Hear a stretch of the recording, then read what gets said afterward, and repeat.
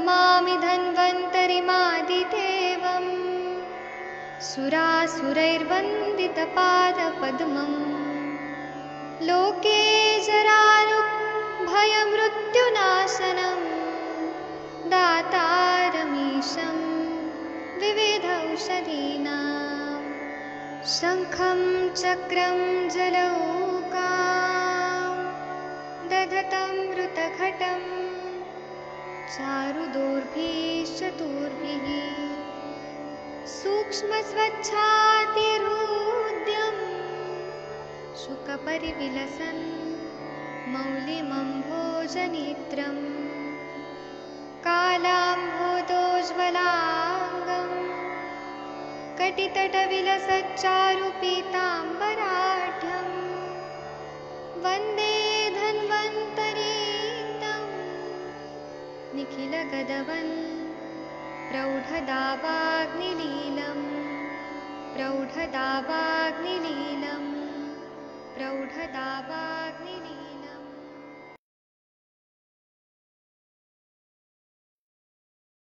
प्रणाम सभी लोग को। मैं वैद्य अरविंद पाठक आप सभी लोग का स्वागत करता हूँ। सभी लोग को कोटि कोटि प्रणाम करता हूँ। आइए आज हम लोग चरक संहिता पढ़ेंगे, दीर्घ जीविती अध्याय। तो इसमें हम लोग 28 नंबर का जो श्लोक है यह हम लोग देखेंगे। टीकावचन भी हम साइड बाय साइड कर ही रहे हैं। एक दिन टीकावचन करते हैं, एक दिन श्लोक वाला करते हैं। तो आदरणीय महेंद्र सर जी, आप 28-29 नंबर का श्लोक पढ़िए प्लीज। नमस्कार। महर्ष्यस्ते ददसु यथावत् ज्ञान चक्षुषा महर्षते दृश्यूर्थयाथ वज्जान चक्षुषा सामान्यं च विशेषं च गुणा द्रव्याणि कर्म च सामान्यं च विशेषं च गुणान् द्रव्याणि कर्म च समवायं च तत् ज्ञात्वा तन्त्रोक्तं विधिम् आस्थिता संवायां च तज्ज ज्ञात्वा तंत्रो तंत्रं विधिमास्थिता लेभिरे परमं सामं जीवितं चाप्यनास्वरम् लेमिरे परम शर्म जीवितं चाप्यनश्वरम्। ज्ञान की चक्षुओं से ऋषियों ने सामान्य विशेष गुण द्रव्य कर्म समवाय का यथावत पूर्ण रूप से दर्शन किया। इनको यथावत जानकर आयुर्वेद विधि से हितकारक पदार्थों का सेवन और अहितकारी पदार्थों का त्याग कर परम सुख आरोग्य और दीर्घ जीवन प्राप्त किया। ये कितना बढ़िया बताया है कि हम लोग नॉर्मली क्या पढ़ते हैं पदार्थ में कि द्रव्य गुण कर्म सामान्य विशेष समवाय। लेकिन यहाँ पे चरक संहिता में इसका सीक्वेंस ऐसा दिया है कि चिकित्सा के हिसाब से सामान्य पहले बताया, फिर विशेष बताया, फिर गुण बताया, द्रव्य कर्म समवाय, इस तरह से ये सीक्वेंस बताया है। और दूसरा है कि आयुर्वेद का विधि में हितकारक पदार्थ हमारे शरीर के लिए क्या हितकारक है और अहितकर पदार्थ, हितकर पदार्थों का सेवन करना जो हमारे लिए उपयोगी है, और अहितकर पदार्थ जैसे कि आज के जमाने में जंक फूड बाहर का सब खाते हैं लोग, तो ये उनका त्याग कर, जब वो त्याग दिया तो ऋषि मुनि लोगों ने सुख आरोग्य और दीर्घ जीवन को प्राप्त किया। इस तरह से इन्होंने चरक संहिता में बताया है। आदरणीय वीणा मैडम जी, आप 30-31 नंबर का श्लोक पढ़ सकती हैं प्लीज। जी सर, पढ़ रही हूँ। अथ मैत्री पर पुण्यम आयुर्वेदन पुनर्वसु अथो मैत्री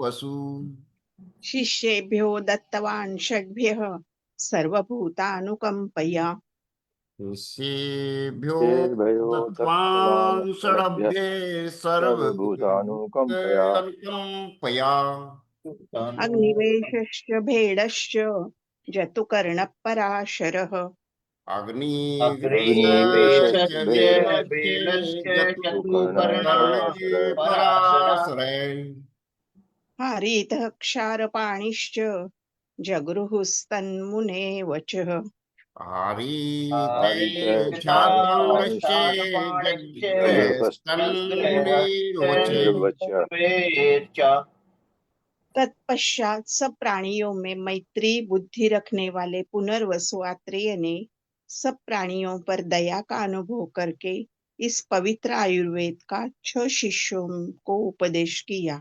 अग्निवेश, भेड़, जतुकर्ण, पराशर, हरित और क्षारपाणी, इन 6 शिष्यों ने मुनि के उस उपदेश वचन को ग्रहण किया। जी।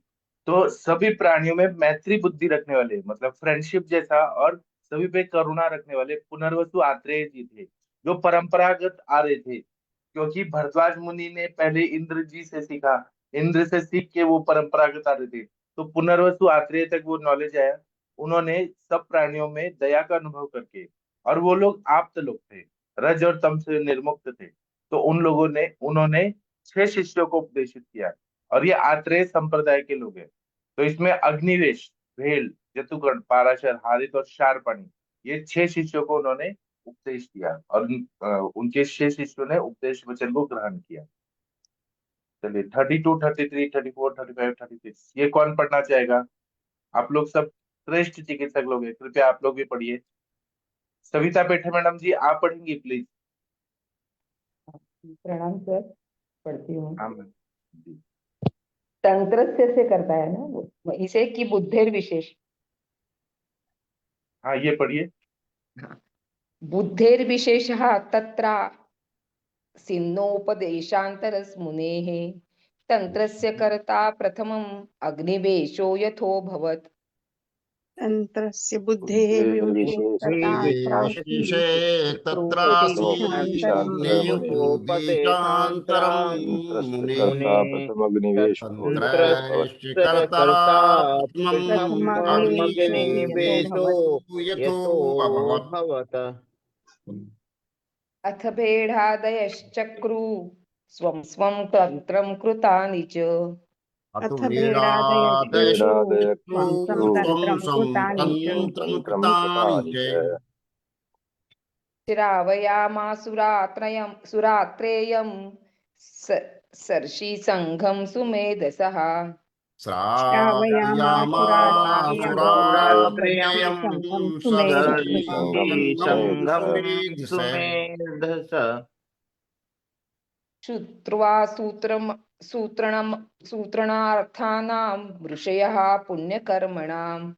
श्रुत्वा श्रुत्वा सूत्रमर्थानां ऋषयः पुण्यकर्मणाम् पुण्यकर्मणाम् यथावत् सूत्रितमिति प्ररुष्टास्ते नुमे निरे। यथावत् यथावत् सूत्रितमिति इति भ्रष्टास्ते अनुमे मे निरे ते अनुमिन् मुनेरि। सर्व एवास्तुवस्तांश्च सर्वभूतहितैषिणः। सर्व सर्वैवास्तु सर्वैवास्ते सर्वभूतहितेशिनः सर्वभूतहितेषिणे साधु भूतेष्वनुक्रोश इत्युच्चैरब्रुवन् समम्। साधुभूतेषु इत्युच्चैरब्रुवन् समम्। तं पुण्यं शुश्रुवत् शब्दं दिवि देवर्षय स्थिता। तं पुण्यं पुण्यं शुश्रुवशब्दं श्रुत्वा दिवि शब्दं देवस्य दिवि देवर्षयः देवस्य स्थिता। सामरा परमर्षीणां श्रुत्वा मुमुदिरे परम्। सामरा परम परमर्षीणां श्रुत्वा मुमुदिरे परम्। मुमुदिरे परम्।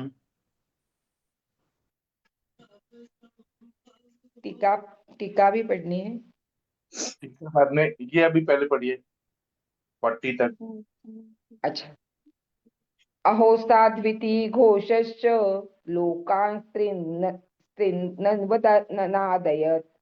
अहो साध्विति साध्वी घोषश्च घोषश्च लोकान् लोकान् स्त्रीन्वदादयत्। स्त्रीन्वनाद्यत्। नभसि स्निग्धगम्भीरो हर्षाद् भूतैरुदीरितः। नभसि गम्भीरो स्निग्धगम्भीरो हर्षाद् हर्षादुदीरितः। भूतैरुदीरिते।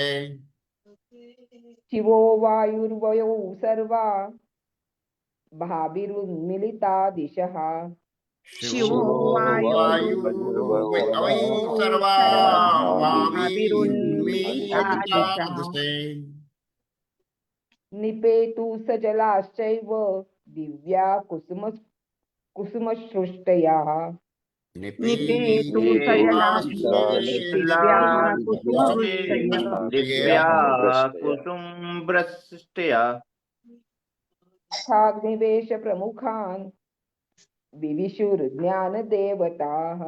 अथाग्निवेश प्रमुखान् विविशु ज्ञानदेवताः। ज्ञानदेवता। विभूर्ज्ञानदेवता बुद्धिसिद्धि स्मृतिर्मेधा धृति कीर्ति क्षमा दया। बुद्धिसिद्धि सिद्धि स्मृति मेधा क्षमा दया। कीर्ति क्षमा दया तानि चानुमतान्येषां तन्त्राणि परमर्षिभिः। तानि मतान्येषां तन्त्राणि परमर्षिभिः। परमर्षिभिः भवाय भूतसङ्घानां प्रतिष्ठां भूमिलम्भिरे। भवाय भूतसङ्घानां प्रतिष्ठां भुवि लम्भिरे। भुवि लवेरे। ये अर्थ पढ़ना है ना सर। हाँ जी, हाँ जी। अग्निवेश की बुद्धि विशेष थी। मुनि आत्रेय के उपदेश में कोई अंतर नहीं था। अग्निवेश ही सबसे प्रथम आयुर्वेद तंत्र का करता हुआ। इसके पीछे भेड़ आदि बुद्धिमान शिष्यों ने भी अपने अपने तंत्र बनाकर बहुत से ऋषियों के साथ विराजमान आत्रेय मुनि को सुनाए। पुण्य कर्मा अग्निवेश आदि ऋषियों द्वारा भली प्रकार से सूत्र रूप से गुंथे हुए आयुर्वेद शास्त्र को सुनकर वे बहुत प्रसन्न हुए और उन्होंने उसका प्रसन्नता से अनुमोदन भी किया कि ठीक प्रकार से ग्रथित गुंथा हुआ है। सब प्राणियों पर दयालु उन ऋषियों की सबने ही प्रशंसा की। सबने एक साथ उच्च स्वर से कहा कि अपने प्राणियों पर बहुत उत्तम रूप से दया की है। स्वर्ग में स्थित देवों के सहित नारद आदि देव ऋषियों ने भी उन परम ऋषियों के पुण्य शब्दों को सुना। इसको सुनकर वे भी बहुत प्रसन्न हुए। समस्त प्राणियों ने हर्ष से अति स्नेह युक्त एवं गंभीर शब्द से साधुवाद दिया। इस साधुवाद की ध्वनि आकाश में फैलकर तीनों लोकों को गूंजा दिया। सुखदायक वायु बहने लगा। सब दिशाएं प्रकाश से चमकने लगे। जल से भी दिव्य कुसुम बरसने लगे। बुद्धि उपलब्धि, सिद्धि साध्य साधन, स्मृति पूर्व अनुभूत अर्थ का स्मरण, मेधा धारण करने की शक्ति, धृति मन की संतुष्टि, कीर्ति यश, क्षमा अपकारी के प्रति अनपकार की इच्छा, दया प्राणियों के दुख हटाने की इच्छा, ये ज्ञानमय देवता अग्निवेश आदि ऋषियों में प्रविष्ट हुए, अर्थात ये शुभ गुण इनमें आए। महर्षियों द्वारा अनुमोदित उक्त ऋषियों के शास्त्र लोगों के परम कल्याण के लिए पृथ्वी पर प्रतिष्ठा को प्राप्त हुए। जी सर। जी, ये कितना बढ़िया बताया इन्होंने। एक एक शब्द इतना महत्वपूर्ण है कि अग्निवेश, अभी पुनर्वसु आत्रेय जी ने जो भी नॉलेज दिया, ज्ञान दिया आयुर्वेद का, जो उनके गुरु जी ने बताया था। तो अग्निवेश जो थे उनकी बुद्धि बहुत अच्छी थी, और मुनि आत्रेय के उपदेश में कोई भी अंतर नहीं था। क्लासरूम में भी कोई टीचर पढ़ाते हैं तो बच्चे अपना नोट्स बनाते हैं, तो अग्निवेश जी ने भी सबसे अच्छा लिखा और सबसे जल्दी जल्दी लिख दिया, तो इसलिए अग्निवेश प्रथम आयुर्वेद तंत्र का करता हुआ। बाकी लोग भी बहुत बुद्धिमान थे, लेकिन उन्होंने बुद्धिमानी से अपने अपने तंत्र बनाए, जैसे भेल संहिता, हरित संहिता, क्षारपाणी संहिता, जतुगण संहिता, पाराशर संहिता, उन्होंने भी लिखा। लेकिन और अपने अपने तंत्र को जितने जो गुरु जी के पास ऋषि मुनि थे, आत्रेय मुनि के पास, उनके सामने सिखाए। और ऋषि मुनि ये जो थे ना, ये आयुर्वेद के चिकित्सक थे। ऋषि वेश में ये लोग चिकित्सक ही थे, और पुण्यकर्मा अग्निवेश आदि ऋषियों द्वारा भली प्रकार से सूत्र रूप से गुनते हुए, सूत्र रूप से जो लिखा हुआ है श्लोकों में संस्कृत में, क्योंकि उस समय में संस्कृत ही पढ़ाया जाता था, और संस्कृत में ही उन्होंने लिखा। तो आयुर्वेद शास्त्र को सुनकर वे लोग बहुत प्रसन्न हो गए कि वाह, अग्निवेश जी ने तो कितना बढ़िया लिखा है, और ये भली प्रकार से गुंथा हुआ है, इधर उधर नहीं है, अच्छे से सिस्टमेटिकली सब लिखा हुआ है। और ये एक तरह से नोट्स बनाए उन्होंने, जो गुरु जी ने बताया था। सब प्राणियों पर दयालु उन ऋषियों की सभी ने प्रशंसा की कि ये छेओं ने बहुत अच्छा लिखा है, लेकिन अग्निवेश का ज्यादा अच्छा हुआ था। सबने एक उच्च स्वर से कहा कि आपने प्राणियों पर बहुत उत्तम रूप से दया की है। और जो लिखने वाला जो थे अग्निवेश, वो खुद भी बहुत अनुभवी थे, और उनका जो विचार था उनको अच्छे से उन्होंने लिखा था। स्वर्ग में स्थित देवों के सहित नारद आदि देव ऋषियों ने भी उन परम ऋषियों के पुण्य शब्दों को सुना। जो देवता लोग थे वो भी लोग सुन रहे थे, इसको सुनकर वे भी बहुत प्रसन्न हो गए, जो स्वर्ग में देवता लोग थे और ऋषि मुनि थे। समस्त प्राणियों ने हर्ष से अति स्नेहयुक्त एवं गंभीर शब्द से साधुवाद किया कि वाह वाह, कितना अच्छा लिखा है, कितना अच्छा लिखा है।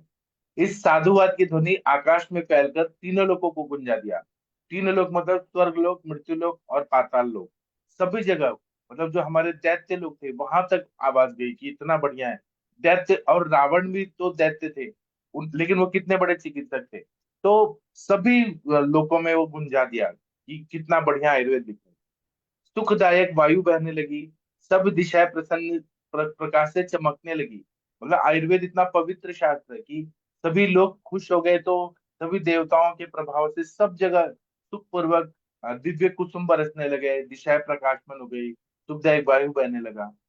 फिर ऋषि मुनि लोगों को आयुर्वेद का सुनने से क्या क्या चीजों की प्राप्ति हो गई।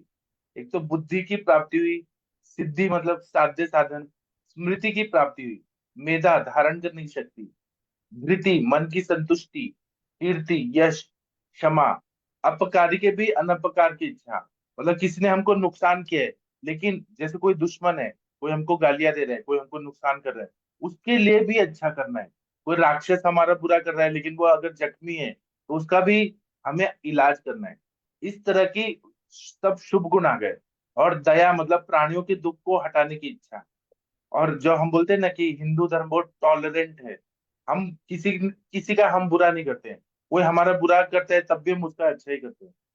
ये ज्ञानमय देवता अग्निवेश आदि ऋषियों में प्रविष्ट हुए, अर्थात शुभ गुण इनमें आ गए।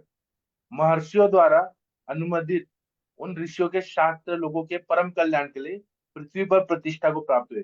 जो उन लोगों ने लिखा, 6 शिष्यों ने जो जो लिखा, तो पृथ्वी पर बहुत ज्यादा रिस्पेक्ट मिला कि अग्निवेश तंत्र कितना बढ़िया है। तो भेल संहिता, हारी संहिता, पाराशर संहिता, जतुकर्ण संहिता, क्षारपाणी संहिता, सभी को बहुत ज्यादा रिस्पेक्ट मिला।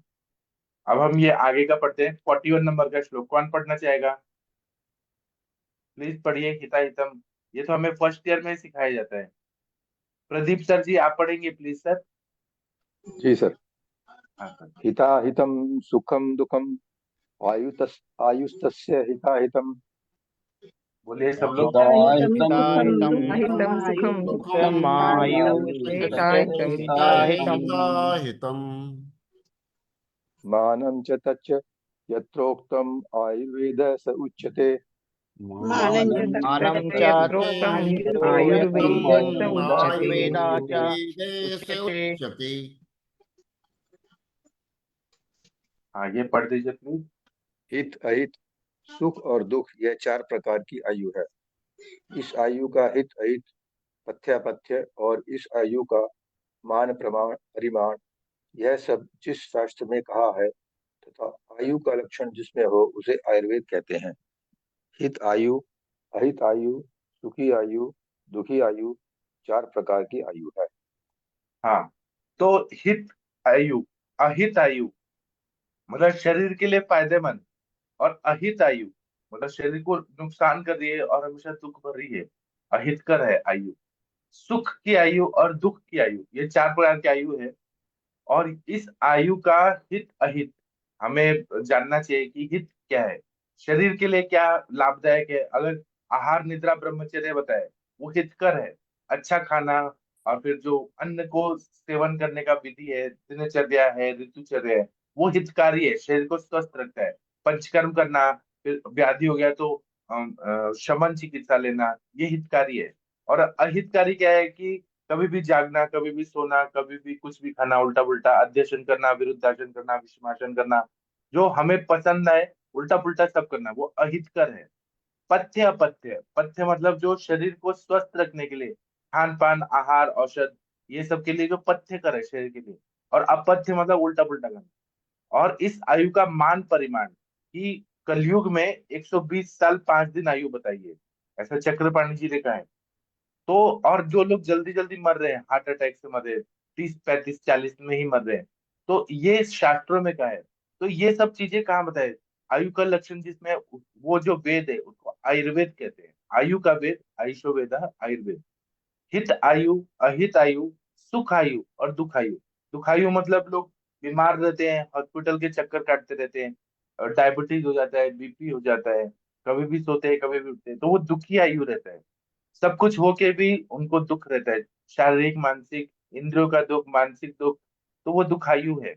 और सुखायु है कि इंसान के पास पैसा भी नहीं हो लेकिन वो मन से सुखी है, शरीर इंद्रिय मन उसके अच्छे हैं, आत्मा सुखी है, तो सुखायु है। और हितायु मतलब शरीर के लिए हितकर आयु और शरीर के लिए अहितकर आयु। ऐसे 4 प्रकार की आयु हमारे ग्रंथों में आचार्य लोगों ने कहा है। अब आयु का लक्षण बता रहे हैं, इसको आदरणीय महेंद्र सर जी आप पढ़ेंगे प्लीज। हाँ सर। शरीर इंद्रिय सत्वात्म संयोगो धार जीवितम। शरीरे इंद्रिय सत्त्वानि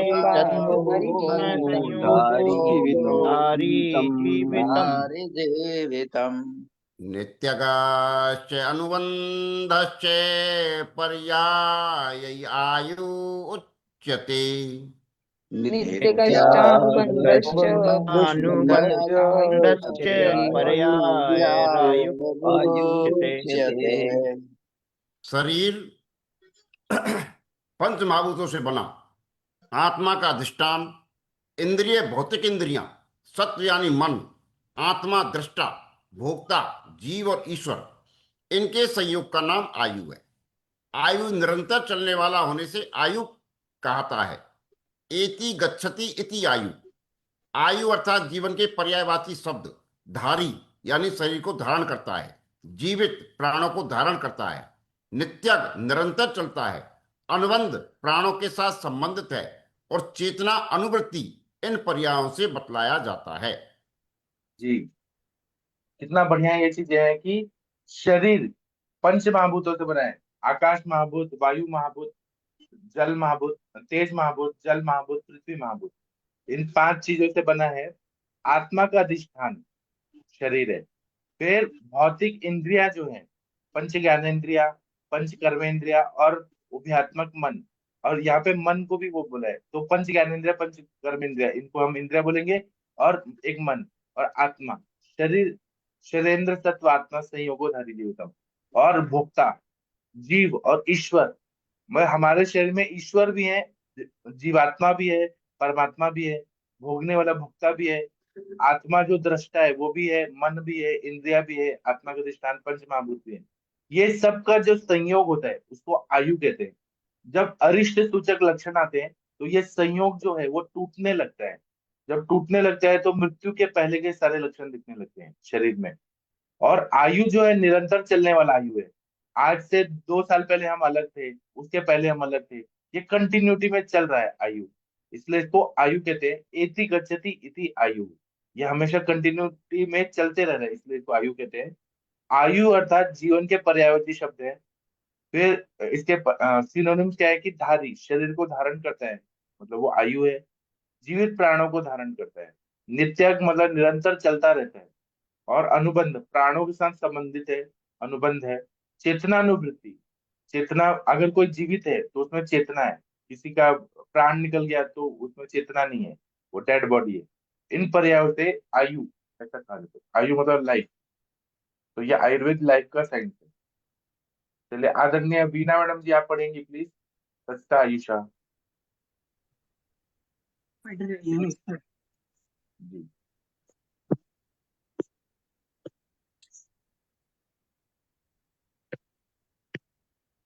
दिख रहा है बीना मैडम? हाँ 43। दिख रहा है सर।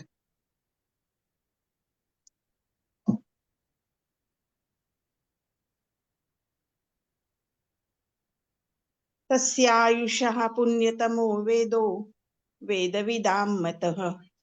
तस्यायुषा पुण्यतमो आयुषा वेदो पुण्यतमो वेदविदां वेदो मतः। मते वक्षते यन्मनुष्याणां लोकयोः उभयोर्हितम्। वक्षते मनुष्याणां लोकयोरुभयोर्हितम्।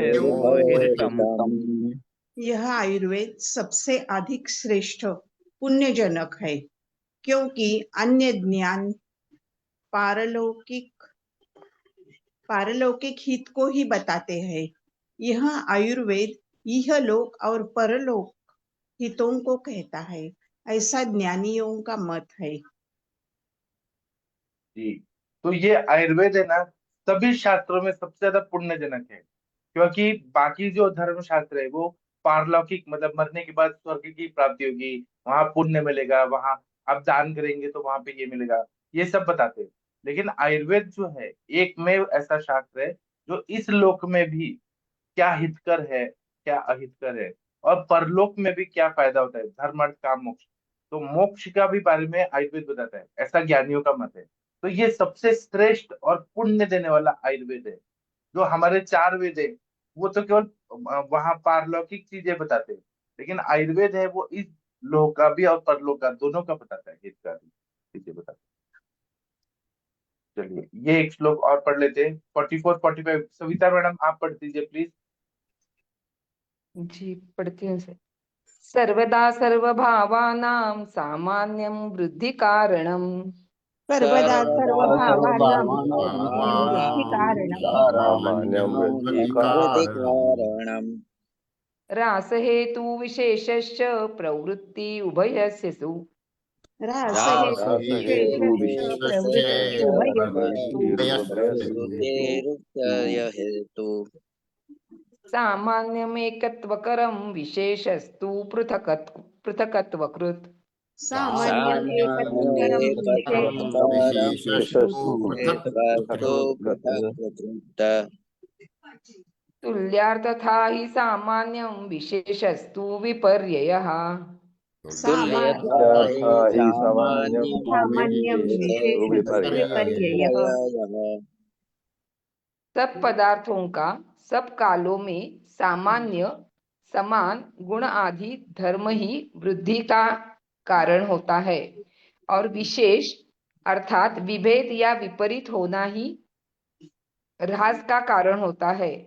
दोनों का शरीर के साथ संबंध सब पदार्थों की हाँ, एक मिनट।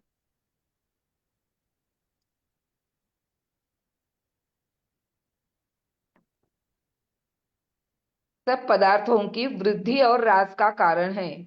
सब कालों में शरीर के अंदर दोनों ही धर्म रह सकते हैं।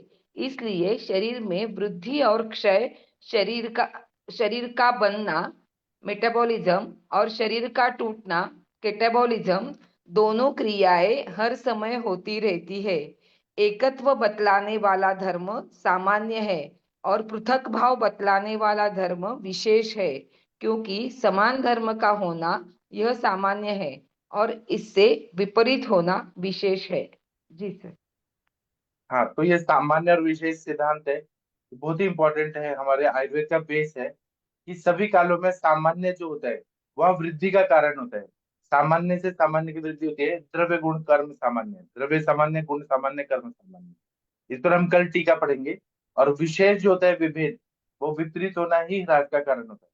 दोनों शरीर के साथ संबंधित पदार्थों की वृद्धि और ह्रास का कारण है। सब कालों में शरीर के अंदर दोनों ही धर्म रहते हैं, इसलिए शरीर में वृद्धि और क्षय, शरीर का बनना और टूटना, मेटाबॉलिज्म और कैटाबॉलिज्म, एनाबॉलिज्म और कैटाबॉलिज्म, ये दोनों क्रियाएं हर समय होती रहती है। एकत्व बनाने वाला बतलाने वाला धर्म सामान्य है, और पृथक भाव बतलाने वाला धर्म विशेष है। क्योंकि सामान्य का होना ये सामान्य है, समान धर्म का होना सामान्य है, और इससे विपरीत होना विशेष है। हम कल से टीका भी करेंगे साथ साथ में। चलिए, आदरणीय बीना मैडम जी या महेंद्र सर, आप भगवान का प्रेयर कर दीजिए। हाँ महेंद्र सर। सर जी, आप ही हाँ कर सर। दीजिए। आज वैसे भी लक्ष्मी शुक्रवार है, लक्ष्मी जी का है सर।